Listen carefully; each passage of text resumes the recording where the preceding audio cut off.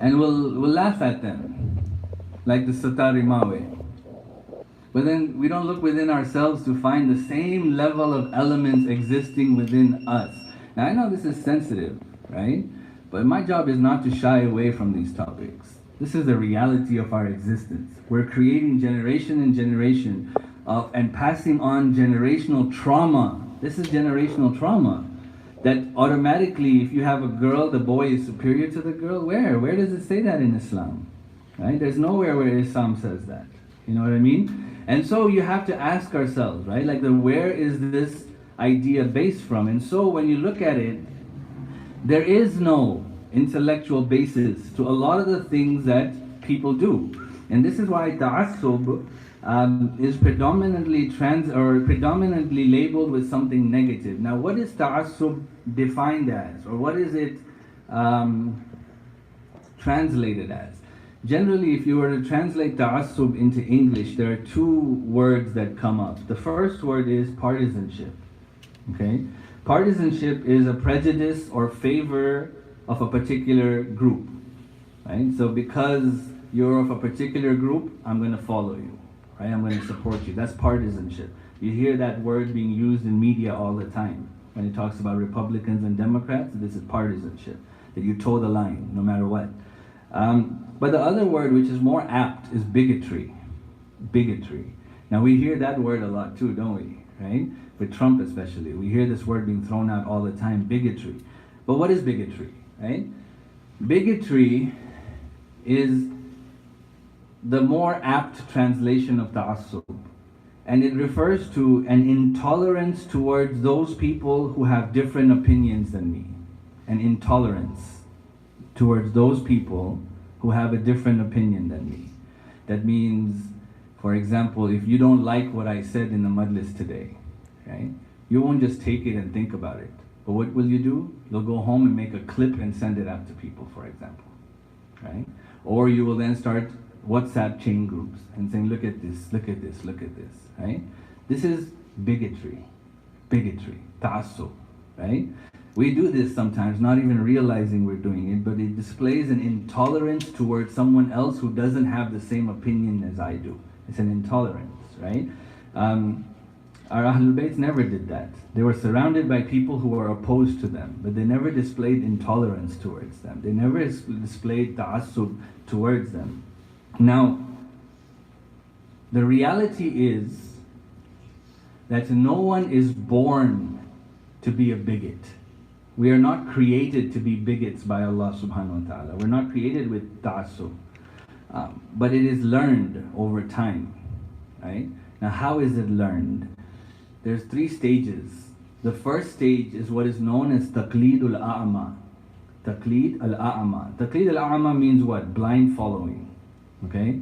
That because someone did something and it resonated with me, I'm going to follow it. Or because my parents did something and it resonated with me, I'm going to follow it. Now, in many instances, taqleed al-a'ma, blind following, is how we learn religion, right? So for example, at home, I pray salah, and my two daughters, who are 7 and 1, they see their father and mother praying salah, and they imitate us. And after a certain time, my kids know how to pray. I don't have to sit there and tell them, Baba, this is how. No, they're blind following, and they do it. So we find that in certain instances, it is very successful to blind follow, right? The way we love Imam al-Hussein, we bring our kids to these majalis, and then eventually they grow up with the fire and the flame of the love of Aba Abdullah. When we had visited Najaf, we had an opportunity to meet Sayyid Sistani, Hafizahullah. He basically said the same thing. He said, when you have a child at home, 6, 7, don't force that child to pray, he says, right? But you just pray in front of them. He says, eventually their hearts will come to that salah, right? You, at home, for example, during Muharram and Safar, he says, put a black cloth. Have the mother recite a Marsiya, for example. Automatically, he said, the children will love Imam al-Hussein alayhi salam, because the children's hearts gravitate towards what the parents do. This is very positive taqleed al-a'ma, right? The problem is sometimes we go through our whole lives with blind following. We never graduate to use our intellect after that, right? To see why we do what we do, why we pray to Allah, why we commemorate Imam al-Hussein. There's intellectual basis to everything we do in religion, right? We don't just do things blindly. There is intellectual evidence and base to everything. That's what makes our deen so beautiful, right? It makes it so complete. But then there are other instances of blind following that are harmful, right? That are truly harmful. You see, for example, what we don't realize, right? Like when you look at parenting in Islam, even the smallest act are being used and seen by the children, right? For example, like someone will call, right? Like a telemarketer will call, and then my son or my daughter will pick it up, and I'll tell him Baba's not home, right? We'll say, tell him Papa's not home. And what have we done right there? We have just told the kid it's okay to lie sometimes. We've just done that. We don't have to tell them that lying is okay. No, we have just shown them that it's okay to lie sometimes. It's the reality, right? When I mistreat my wife at home, when I boss her around, bring tea, bring this, oh, the food is this, what am I doing? I am teaching my children that it's okay to treat a woman that way. And my children will blind follow me and do the same thing. Fact, man. Fact, right? This is how we learn. You look at the science of learning, we learn in one of two ways, right? We learn by imitation and we learn by association, right? When we associate things and when we imitate things. And so imitation is how we learn to do these things. So we see that in many situations, the way our characteristics are later in life are because we were exposed to that in our early lives, right? And that's how it all starts. And then from taqlidul a'ma, it goes into a higher stage of what is known as obduracy. What is obduracy? Obduracy is inad, right? Inad is where, for example, I stubbornly refuse to change my opinion that I have blindly followed for so long, even at the face of fact and logic. I will not change my opinion, right? And I think that sometimes many people are like that, right? You see someone who's born a racist, and you try to intellectually prove to them that, Baba, there's no evidence in racism, they're not going to stop being a racist, right? Until some huge event in life will happen that proves them wrong. You see these videos sometimes where people who are racist or prejudiced or Nazis, and then something happened where they had a positive encounter and then they changed. But for most people, they will continue being that way. So you start from taqlidul a'ma, you blind follow. And this is how most of us are exposed to everything. Then you become stubborn about that following. Hey, wait, I'm not willing to change. No, this is the way it's done. This is the way it's done. This is the way it's done. Why? Because my forefathers did it like this, right? And then you get to the third stage, and this is what ta'assub is. Ta'assub now is where not only have I blindly done something without any fact or logic, but I'm stubborn about it, and now I've developed intolerance towards those people who don't see what the way I see. This is ta'assub. I now have intolerance towards you, right? And by God, right, this is where we are in our current world today, right? You look at what's happening in America in particular, right? Partisanship has grown to such an extent where today the most basic things people will not be able to see clearly because of their partisanship. Like what? Like gun control laws, for example, in America, right? If you look at gun control laws, evidence is clear that there are more deaths in America through gun violence than in any other country in the world. Some number said, what, like nearly a few dozen people a day die of gun violence, right? But yet, because of my partisanship and my commitment to people, I will not change who I am based on that. Because I will toe the line. Because I'm a Republican, I will fight it. Like climate change. You see the most basic examples, right? Now again, what I want you guys to do, right, is I want you to be able to think beyond the examples that I'm giving. right? And see whether these elements exist within your own lives or not. Because that's the only way change happens, is when you can identify it.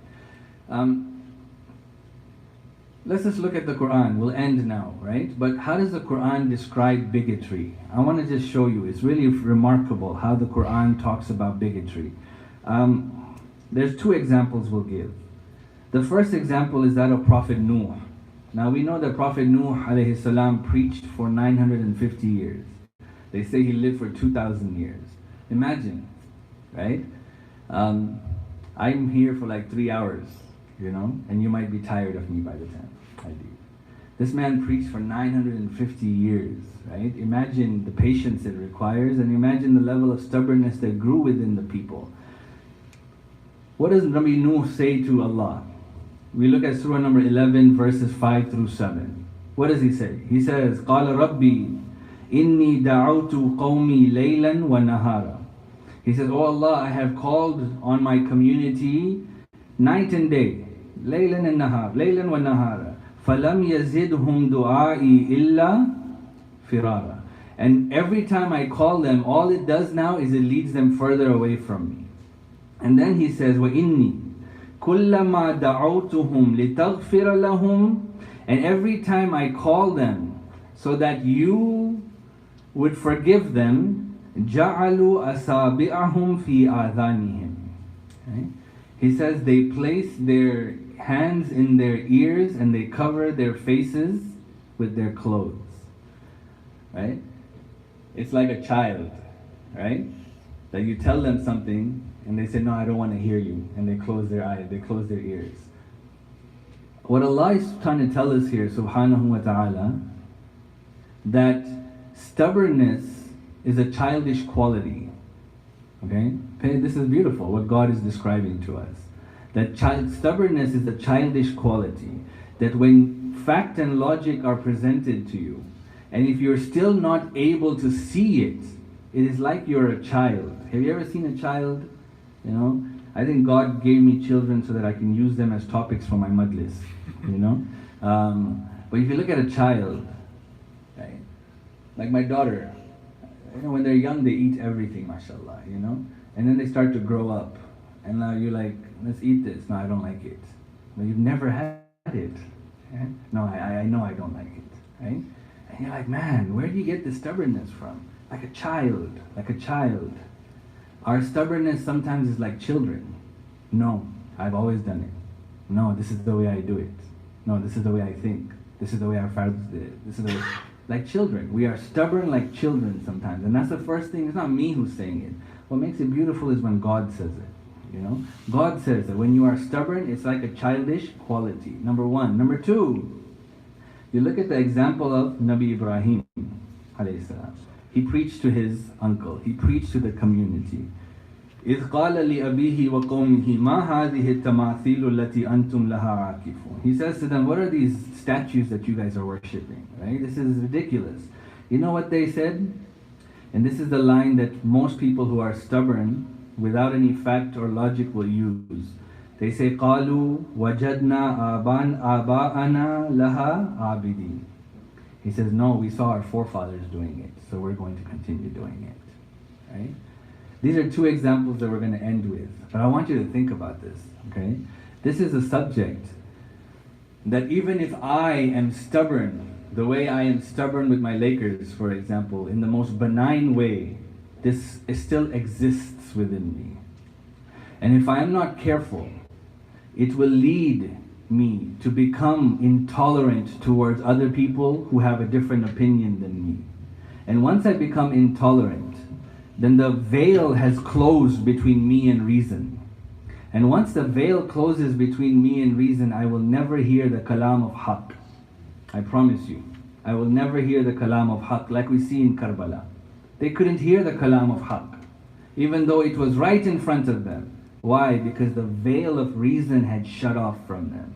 And this was, in my opinion, one of the greatest heartbreaking moments of Abu Abdullah alayhi salam. You know, that he didn't want to fight the people there. He didn't.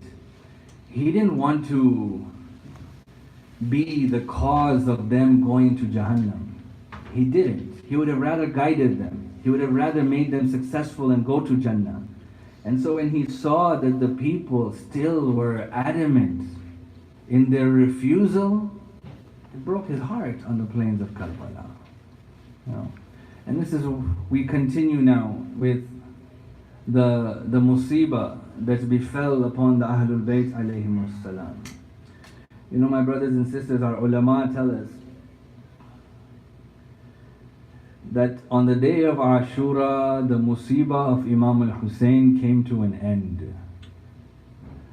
But the musibah of Zainab continued after that. Yeah. And many ulama will say that the musibah that happened after Ashura was far worse than what happened on Ashura. Because the haram of Rasulullah had never been exposed the way they were exposed after Karbala. They were never chained and imprisoned and paraded in front of people so that they could stare at them and point at them. But this is the musibah that befell the Ahlul Bayt alayhimus salam. You know, it is asked that after the Imam alayhi salam returned back to Medina, he would cry and he would cry until one time Abu Hamza Thamali comes to him and says, Sayyidi, Ma hadha al-buka, that Sayyidi, what are these tears that you continue to cry?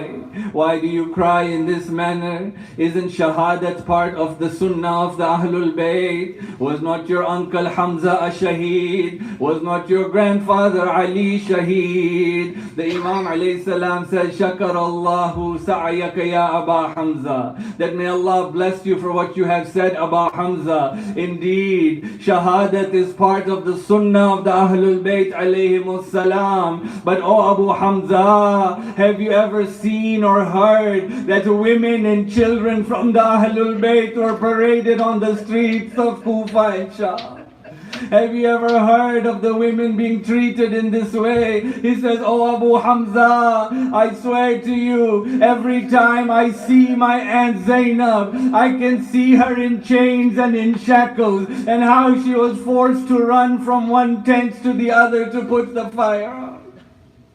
This was the musibah of the Ahlul Bayt, my brothers and sisters. Our fifth Imam asks his father, he says to him, Ya Abatai, oh my father, describe to me again how we were taken from Karbala to Kufa and Kufa to Sham. Imam As-Sajjad alayhi salam says, my son, they shackled me from head to toe, and my hands were shackled around my neck, and the women were shackled in the same way, and they were placed on unsaddled camels, and they placed the head of my father on a spear in front of us. He says, every time we would cry, they would whip us from behind. He says, this continued all the way until we reached the gates of Shah. Our fifth Imam alayhi salam, it is reported when he gave the ghusl to his father, and when he turned the body of Imam As-Sajjad, he began to cry out loud. When they came to him, they said, Sayyidi, Ya ibn Rasulillah, why